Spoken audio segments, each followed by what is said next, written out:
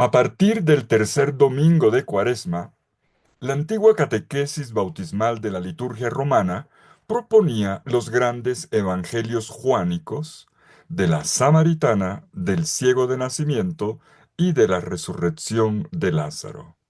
Estos pertenecen al ciclo llamado A y que se pueden leer todos los años. Pero la reforma litúrgica desde el Concilio Vaticano II enriqueció el leccionario.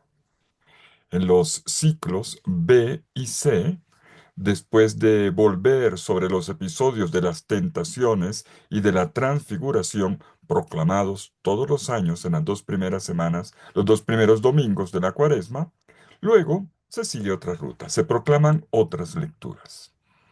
Este año, en el ciclo C, en el que predomina el evangelista Lucas, seguimos ahora con tres domingos, atención, que trazan el itinerario de la penitencia, como ejercicio de la conversión que se abre al don del perdón. La perspectiva bautismal no se pierde y la mirada sigue siendo la pascual. En estos tres domingos nos vamos a encontrar con tres evangelios que nos hacen primero, en este domingo, un llamado a la conversión. El próximo domingo será el camino de la reconciliación con la parábola del Padre Misericordioso en el capítulo 15 de Lucas.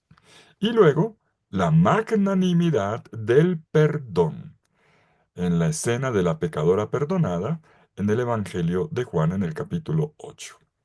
Bueno, este es el domingo del llamado a la conversión. Pero antes de llegar al Evangelio, veamos lo que ponen a nuestra consideración las primeras lecturas.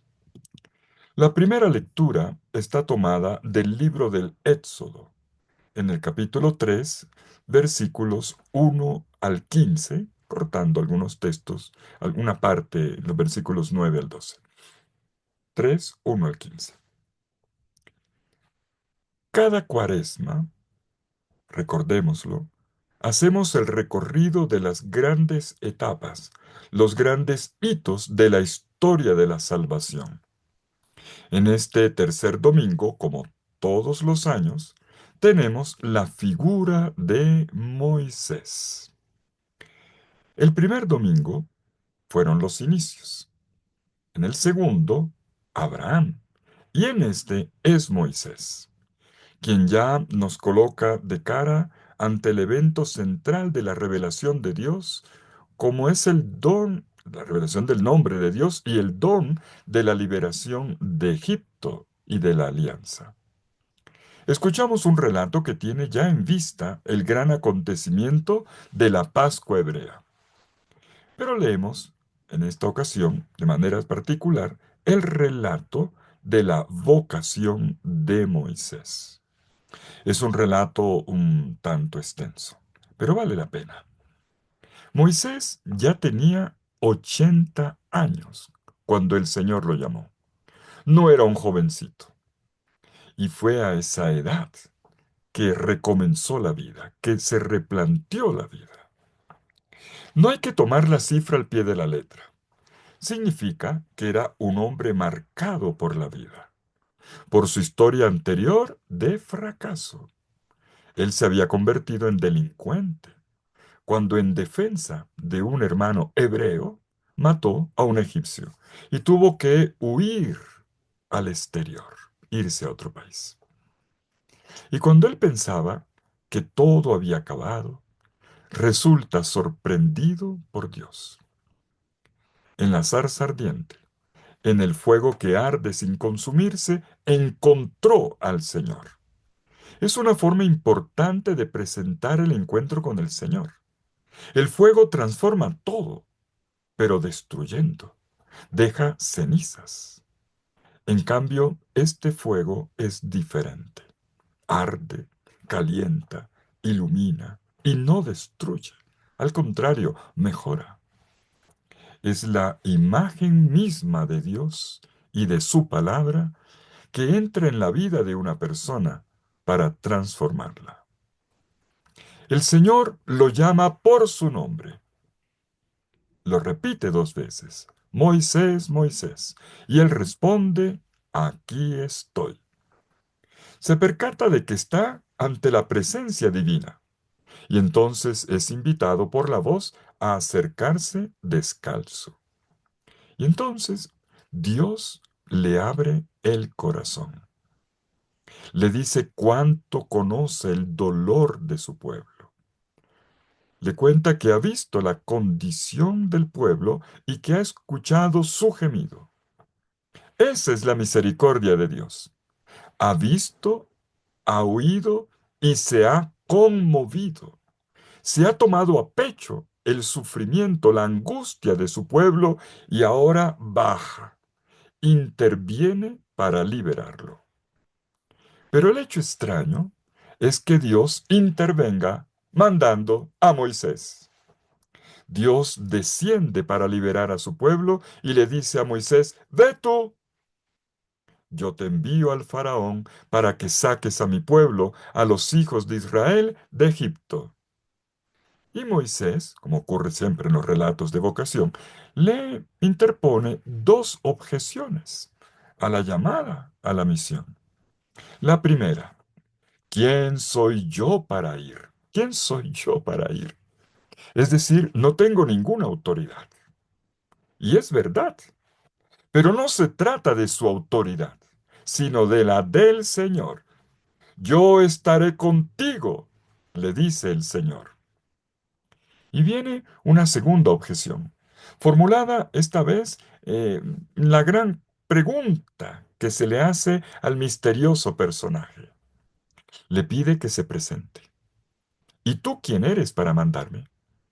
Moisés no conoce todavía al Señor y le pregunta, ¿tú quién eres? Si me preguntan tu nombre, ¿qué debo responder? Y entonces Dios le revela su nombre.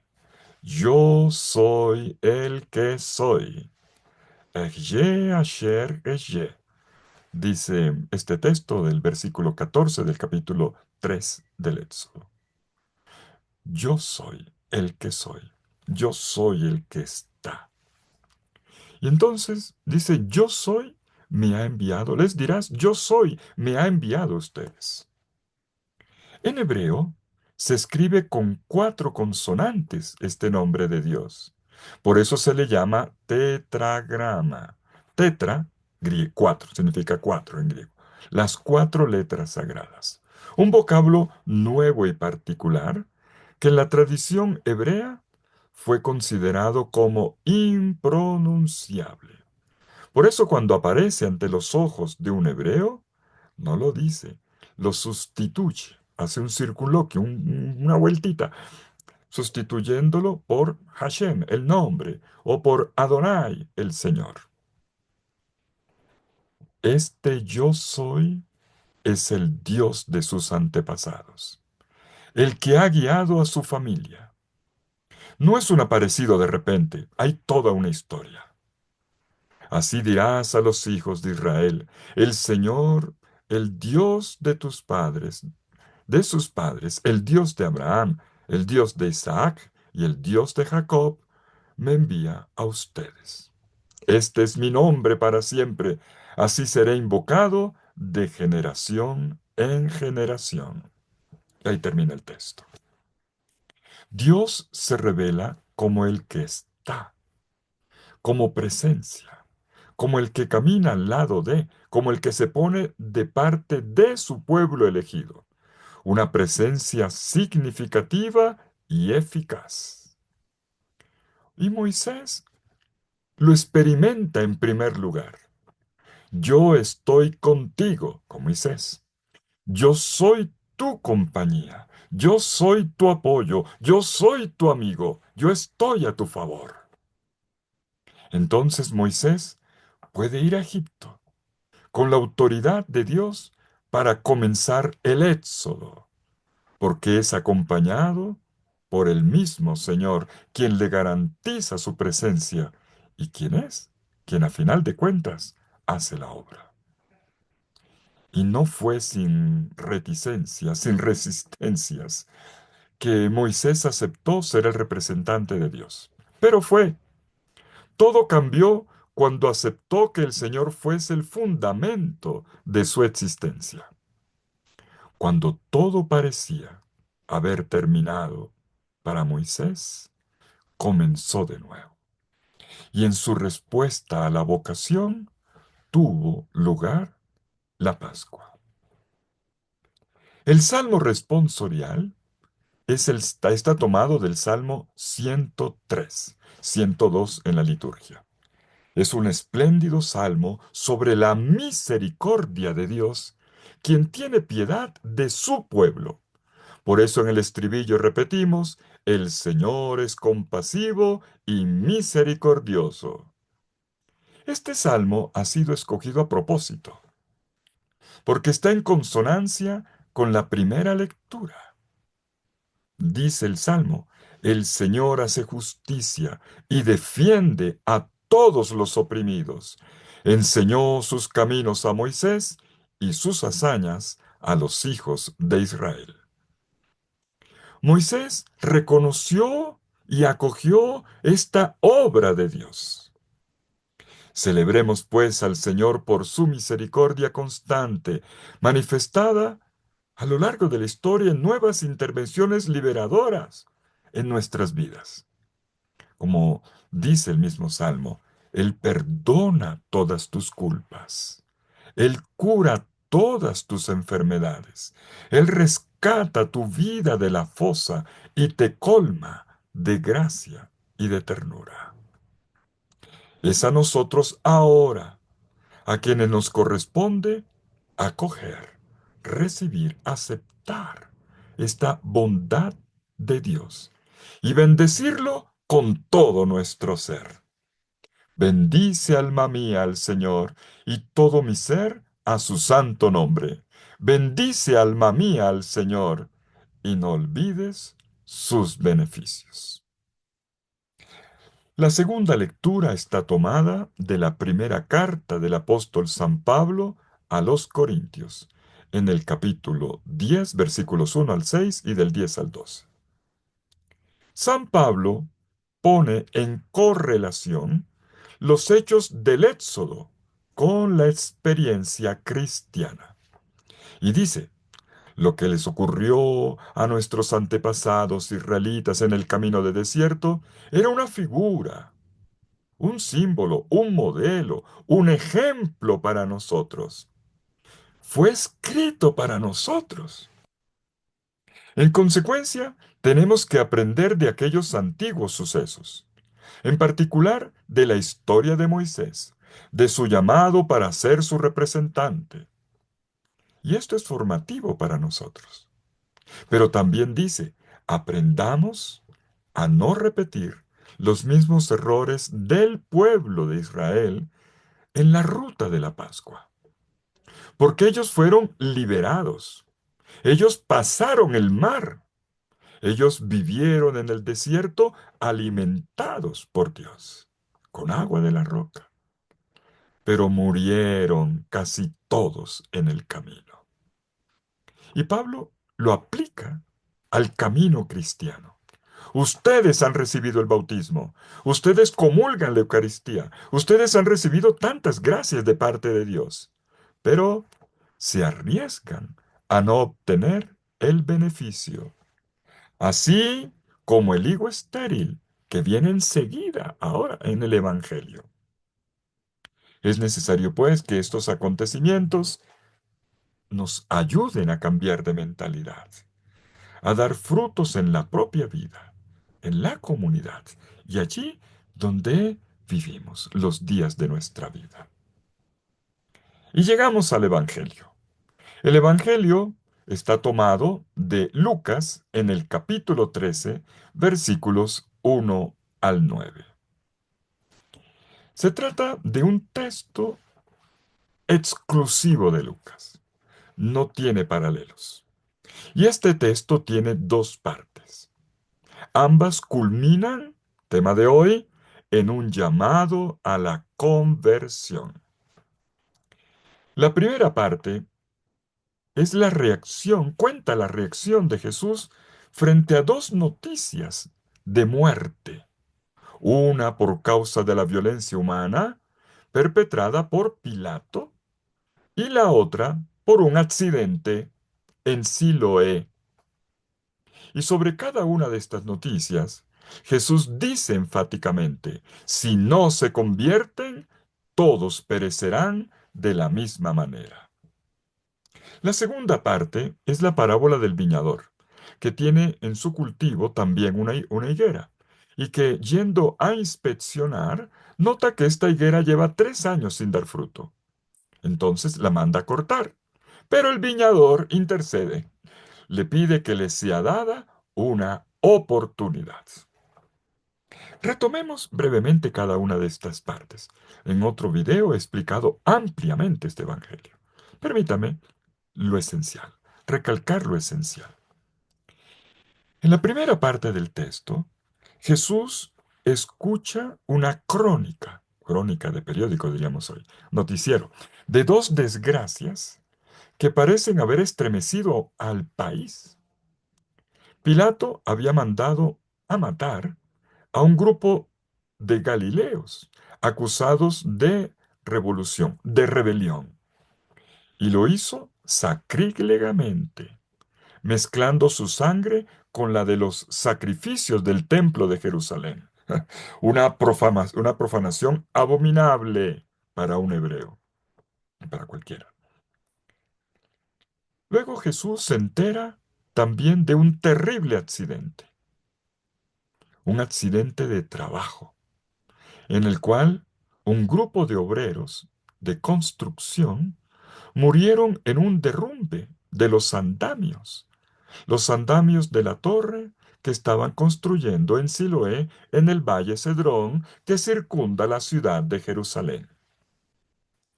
Jesús escucha las noticias, conoce lo que la gente piensa, y entonces Jesús hace la lectura de los acontecimientos. Como dice en el texto que no he leído hoy, pero es el texto anterior, hace la lectura de los signos de los tiempos. Él va más allá y reacciona, atención, contraponiéndose a una mentalidad corriente, pero simplista, que veía en todo lo malo que pasaba un castigo de Dios. ¡Qué manía! Una cosa mala pasó, ya, Dios. Y veía a la gente todo castigo de Dios. La opinión de la gente es de este tipo. Miren, si fueron muertos es porque eran pecadores. Algún pecado estaban pagando, se lo merecían. Pero Jesús se contrapone a esto, no está de acuerdo. Se contrapone con otro punto de vista ante esta lectura banal, superficial de los hechos, juzgándola incorrecta. Y pone a pensar a sus oyentes con dos preguntas. ¿Creen ustedes que estos Galileos, rebeldes, eran más pecadores que todos los Galileos porque padecieron estas cosas? Les aseguro que no, dice Jesús. Y con respecto al accidente de Jerusalén, ¿creen ustedes que eran más culpables que todos los hombres que vivían en la ciudad de Jerusalén? Les aseguro que no, dice Jesús. Y una vez que Jesús ha despejado esto, ha combatido esta mentalidad, se vale de los mismos hechos para hacer un llamado de atención. Todos ustedes van a tener ese mismo destino. Perecerán igualmente si no se convierten. Y lo dice 2 veces. Es como si les dijese, los que murieron no eran más pecadores que ustedes, eran pecadores como ustedes. Miren a lo que se arriesgan ustedes si no se convierten, si no se esfuerzan por un cambio de mentalidad y de comportamiento. Les espera la destrucción de sus vidas. La segunda parte pasa de los hechos, de la lectura de hechos, a una parábola, lenguaje parabólico. Cuenta una parábola sobre la paciencia de Dios. Una persona que en su viña tenía una higuera, pero que no daba frutos. Esperó 3 años, así como los 3 años del ministerio público de Jesús. 3 años, pero no pasaba nada. Seguía estéril. Y entonces propone arrancarla para que no ocupe espacio de balde. Pero el viñador le pide que le dé un poco más de tiempo. Le suplica un acto de paciencia. Espera este año. Probemos a ver si la higuera se convierte, si por fin da fruto.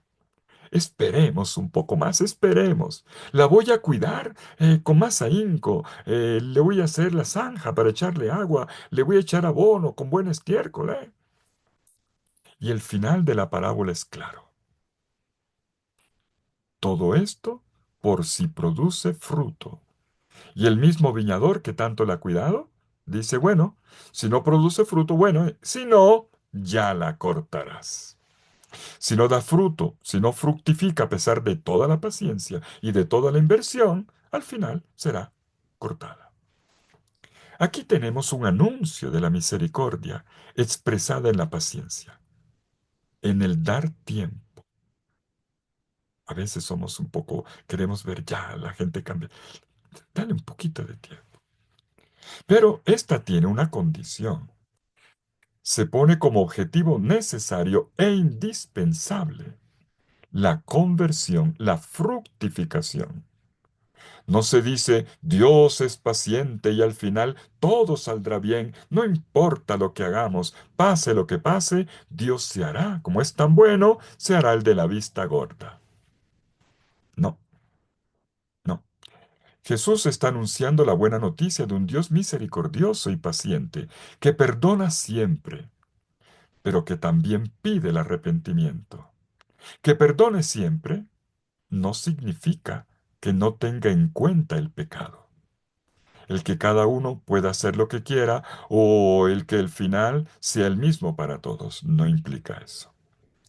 Y es curioso que este Evangelio de Lucas, el Evangelio de la misericordia, es uno de sus temas preferidos, también ponga límites.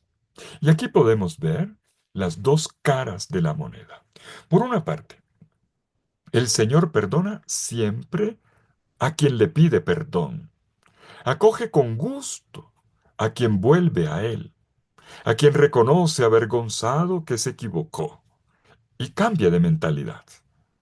El Señor da a todos la posibilidad de una vida nueva y lo hace continuamente.